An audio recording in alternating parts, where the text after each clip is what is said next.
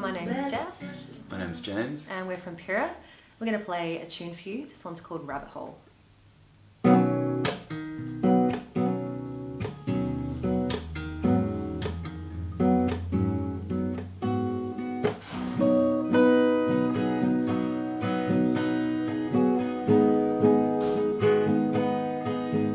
I've been all over town, barely touched the ground like you wanted to. Can't keep up with you.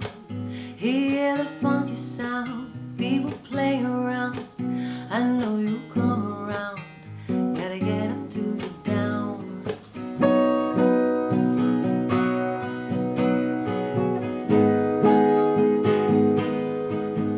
I'm going underground with the last I found to try and start anew. Don't care if it's true. I'll go from green to blue. You'll probably like me too. Stay back with you till we see this through. You gotta get up to get down, up to get down. Sometimes it's hard to do, always pushing through. You gotta get up to get down, up to get down. You gotta get up to get down.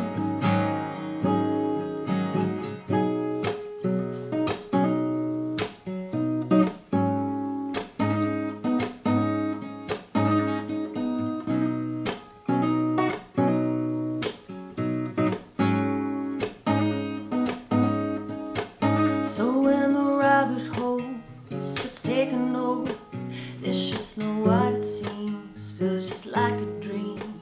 Now it's already morning with you, precious dawning. Can't stop me yawning. Keep on going. You gotta get up to get down, up to get down. Sometimes it's hard to do, always pushing through.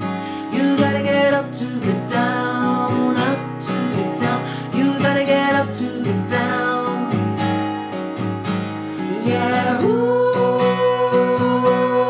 Yeah, yeah, yeah, yeah, yeah. Yeah, ooh.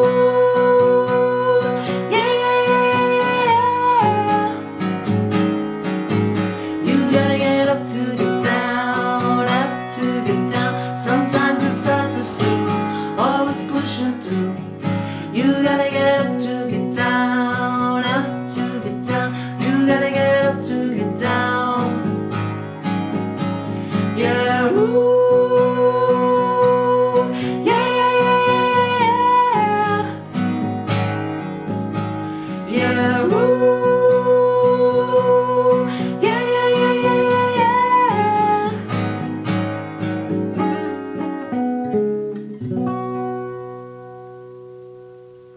Cool. So Jess, you are an Aboriginal woman. Can you Yeah. tell us a little bit about that and your connection to your family and place? Yeah, sure. So I actually grew up on a farm down in South Australia near Mount Gambier. And my mum always told us that we were Aboriginal and that it was something to be proud of. So I did grow up in a fairly sort of white Christian community.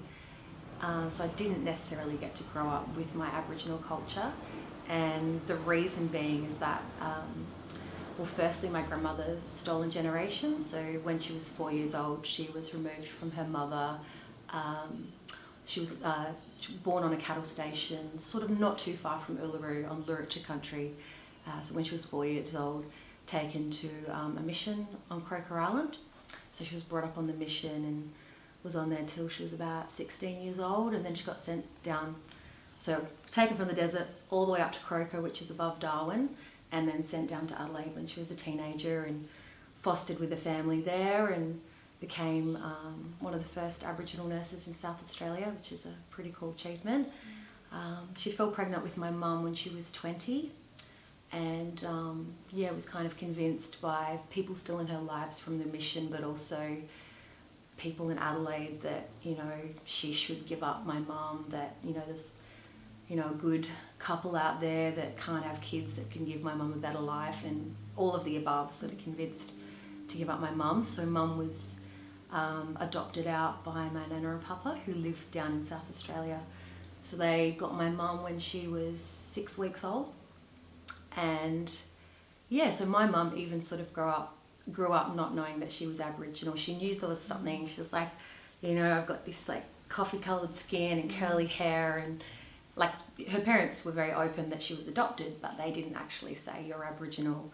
And it was sort of her best friend in school sort of saying, oh, I reckon you're Aboriginal. She's like, nah, like surely like mum and dad would have told me if that was the case. But it wasn't until she sort of met my dad that he was like, he just thought mum was stunning, and he's like, what, you know, what's your background? You're so beautiful. And then she sort of said to him, oh, I think I am Aboriginal. And I think finally that was when she sort of confronted her parents and just said like, what's the deal?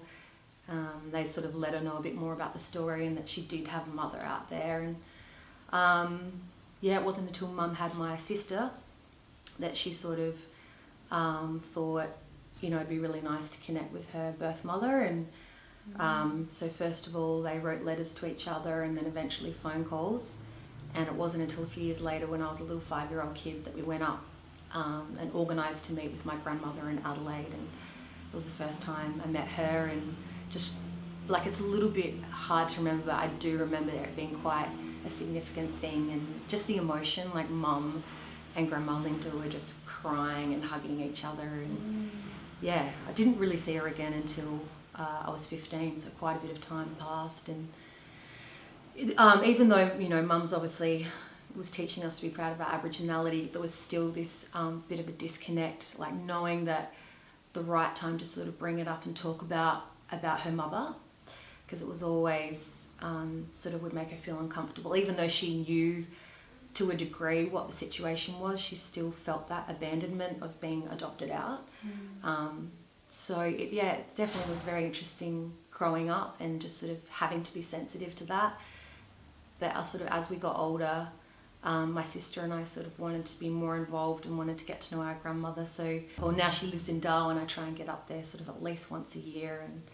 And so that's kind of been the process. And for me, I guess not growing up with culture, but still just feeling really proud of my heritage, my way of connecting has been certainly through the arts community in Sydney. Like, I was absolutely welcomed with open arms, which is a really special thing, especially being, you know, when people look at me and they're like, what? You know, they don't believe that could be my heritage. But I haven't, you know, like I said, open arms, and that means so much, because, yeah, there's nothing worse than sort of being judged on what you look like. And, I've just, really enjoyed being a part of all different festivals, and I'm so proud when I get asked to play at something representing my heritage.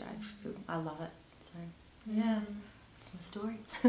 Awesome. I definitely don't think you're alone in that sort of reclaiming your Aboriginality. Sort of my family's doing the same sort of thing at the moment, and just finding out exactly where we are from, and reclaiming that. It's so special, and it's important. Cool. So tell us a little bit about the word Pirra. What does it mean? Yeah. So again, a part of the journey, in 2011, they finally discovered who my grandmother's parents were, and that we were in fact from the Wiradjuri Nation. So we went up to this massive family reunion in Alice Springs, and I met all of these family members, and it was really incredible. So finally knew who our wider family were, and that we were Wiradjuri. And then about a year later, James actually was lucky enough, we went over to the Solomon Islands and played at the Festival of Pacific Arts, representing Indigenous Australia, and met Uncle Sammy Butcher from Warumpi Band. And when he found out that I was Wiradjuri as well, he was so lovely. I mean, he loved everyone, like it didn't just matter that. Lovely guy. Yeah, we just really got along with Sammy and the boys as well. And they actually taught us a few words while we were over there, and so it was really cool. I was getting my phone out and writing down different Wiradjuri words. And I think it was a few months later, so we'd actually gone over there and we were performing under the name Jess Beck.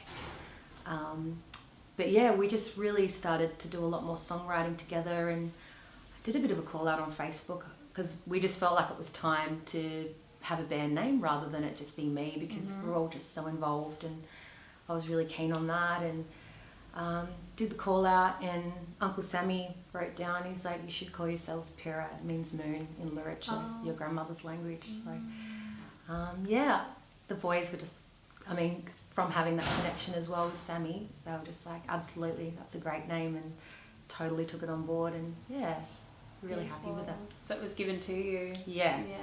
That's really special. Yeah, absolutely. Awesome. So James, maybe this can be a question for you. Yeah. How important is community, or has community been to your journey as an artist? I think for Pirra it's been really important in a lot of ways, because, you know, even just the music scene in Sydney is a community. There's so many communities, and like we all come from different parts of Australia as well. So Jess is from Mount Gambier, I'm from Taree, and the twins are from Bowraville. So, you know, when we're going on the road, we're always, you know, playing to different communities, and I don't know, communities are just heaps of people, and that's what it's all about. And then as far as our own little community, our actual band, like we are a family, and I feel we're very lucky when we are on the road. It's just, no one sort of gets sick of each other. I mean, occasionally, but it's always all good. It's always all good. Like 20 minutes later, you just snap out of it. You're like, you're my brother. It's all good. Yeah, it's awesome. Yeah. It's like, you know, you can get in an argument, but then it's like you got to have Christmas lunch together. So you know. That's family though. Yeah. It's awesome. Yeah. No, we tease each other.